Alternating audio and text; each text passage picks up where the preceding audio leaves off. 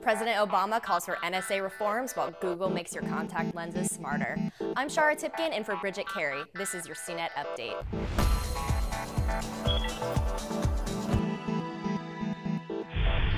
We finally learned what changes President Obama has in store for the NSA.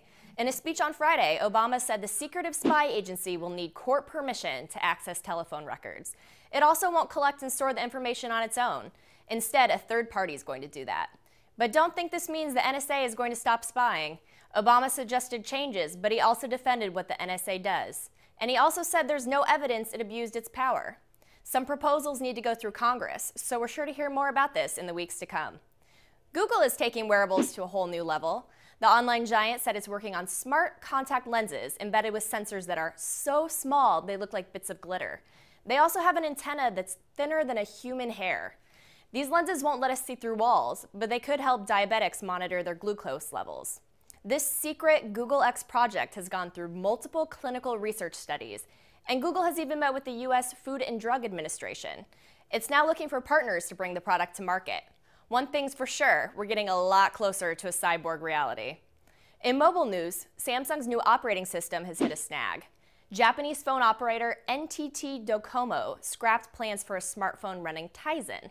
It was supposed to launch in March. Tizen is a new open-source operating system pushed by Samsung and Intel. Samsung initially planned to release its first Tizen phone last fall, but it keeps facing delays.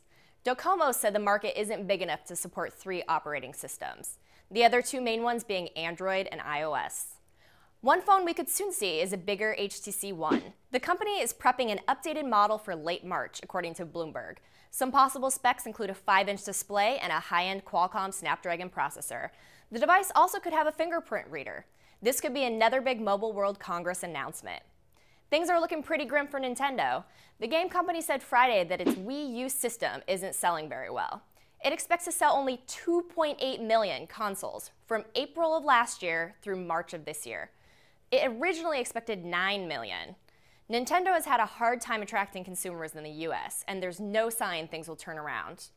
YouTube is getting ahead of the pack for Super Bowl ads.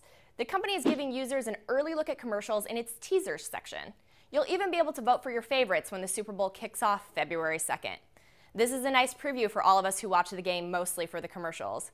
My favorite from last year was the Eminem commercial with the Meatloaf song. That's your tech news update, but you can find more details at cnet.com/update.